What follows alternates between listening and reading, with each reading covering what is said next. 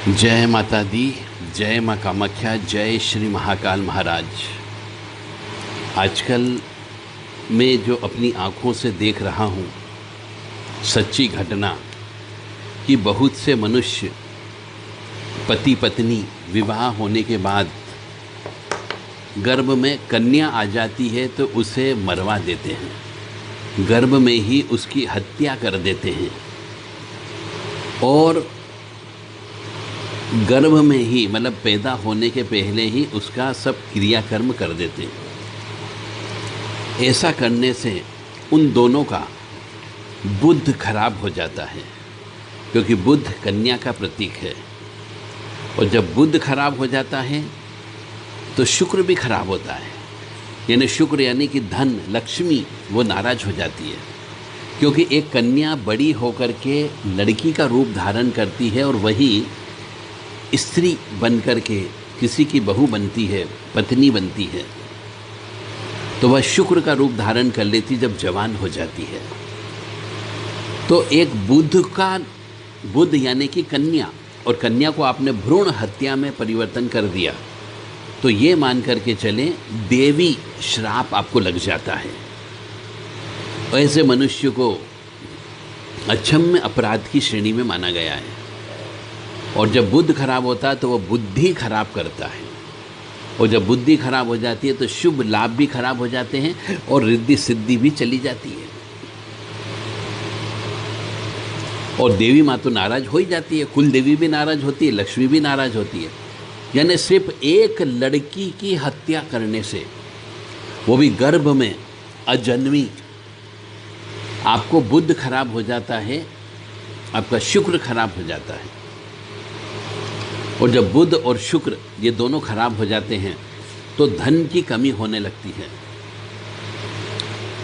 फिर व्यक्ति मारा मारा फिरता है, क्योंकि कोई भी ज्योतिषी ये चीज़ नहीं बता सकता कि तुमने गर्भ में बच्चे की हत्या की। वो तो पत्रिका में यही लिखेगा कि आपका शुक्र बहुत अच्छा है, आपका बुध बहुत अच्छा है, आपके पास तो धन होना चाहिए, परंतु इसका विपरीत उसके जीवन में असर पड़ता है, क्योंकि यह अक्षम्य अपराध की श्रेणी में आता है। तो मेरा सभी व्यक्तियों से विनम्र निवेदन है कि गर्भ में कन्या की हत्या मत करो, अन्यथा पति पत्नी के अलग होने की संभावना भी होती है। गर्भ में बच्चे की हत्या, लड़की की हत्या का मतलब है आपने एक देवी की हत्या कर दी, और देवी देवता कभी भी आपको पीछा नहीं छोड़ेंगे। कोई प्रायश्चित कर्म नहीं, चाहे कितना ही कर्म कर लो, आप कितने ही पूजन अर्चन कर लो, कुछ नहीं होगा। आप तांत्रिक लोगों के चक्कर लगाओगे, भोपा लोगों के चक्कर लगाओगे, ओझा लोगों के चक्कर लगाओगे, गुनिया लोगों के चक्कर लगाओगे, पंडे पुजारी के चक्कर लगाओगे, भगत के चक्कर लगाओगे, और होगा कुछ नहीं। जो कष्ट आया है उसे भोगना ही पड़ेगा। इसलिए मैं सबको आगाह कर रहा हूँ, जगाता हूँ, जगाने का काम है मेरा, कि गर्भ में यदि कन्या आती है तो उसे पैदा होने दो, और यदि आप हत्या कर देते हो तो जो मैंने कहा है कि धन की हानि होगी ही होगी, व्यवसाय आपका अच्छे से नहीं चलेगा, पति पत्नी के अलग होने की संभावना भी हो जाती है, और वह लड़की अजन्मी आत्मा, जिसमें शरीर में आत्मा आ चुकी थी, आपने उसी गर्भ में हत्या करा दी, वह एक पितृदोष के रूप में आपके कुल में कई पीढ़ियों तक कष्ट देती रहेगी, जब तक कि उसकी मुक्ति और मोक्ष नहीं हो जाएगा। बहुत से मनुष्यों को हमने देखा है कि वंश का नाश हो जाता है ऐसा करने से भी। जब भाग्य में लड़का नहीं लिखा है तो काय को पैदा करते हो लड़की को? इसके लिए आप पत्रिका चेक करवा सकते हैं, लड़के की और लड़की की, दोनों की पत्रिका चेक कराओ विवाह करने के पहले कि वंश वृद्धि होगी या नहीं होगी, लड़का होगा कि नहीं होगा।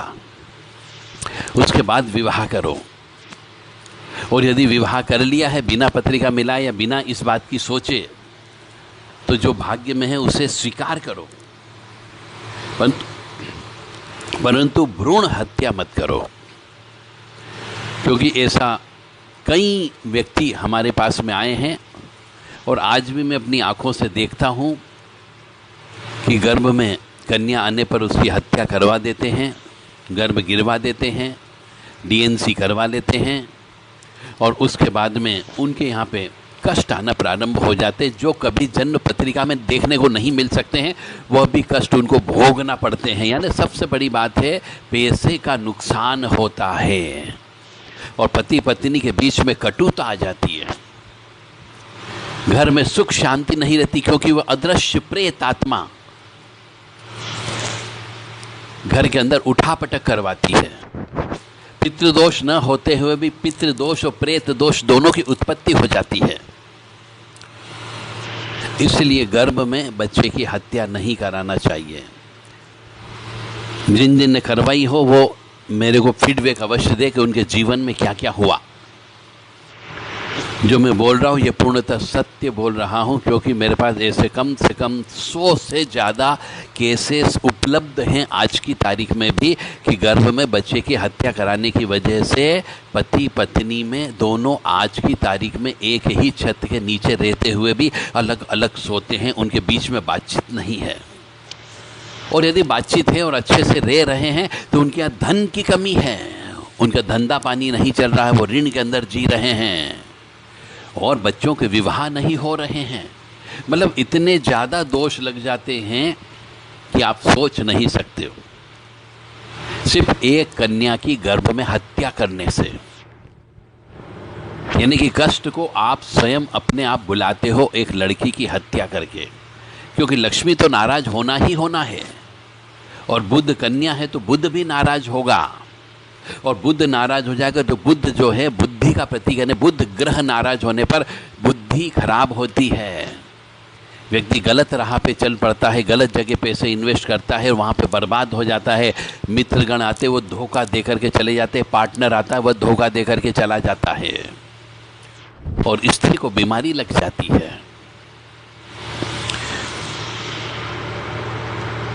क्योंकि स्त्री भी उसमें शामिल थी। यानी लक्ष्मी नाराज हो जाती है, कन्या नाराज हो जाती है, बुध नाराज हो जाता है, शुक्र नाराज हो जाता है। भौतिकवादी सब कुछ होते भी भौतिकवादी सुख को भोग नहीं सकते। भ्रूण हत्या महापाप की श्रेणी में आता है। इसके लिए कोई प्रायश्चित कर्म नहीं है, आपको कर्मों को भोगना ही भोगना पड़ेगा। फिर लोग बाग रोते हैं, अरे हमने ये कर दिया, हमने वो कर दिया, हमारे पैसे चले गए, हमारी काम नहीं चल रहा है।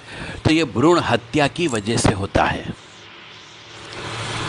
इसमें ना कोई पुजारी कुछ कर सकता है, ना कोई महाराज कुछ कर सकता है, न तथाकथित दरबार जो बड़े बड़े चल रहे ये भी कुछ नहीं कर सकते। इन सबके पास पितरों की तो शक्ति है।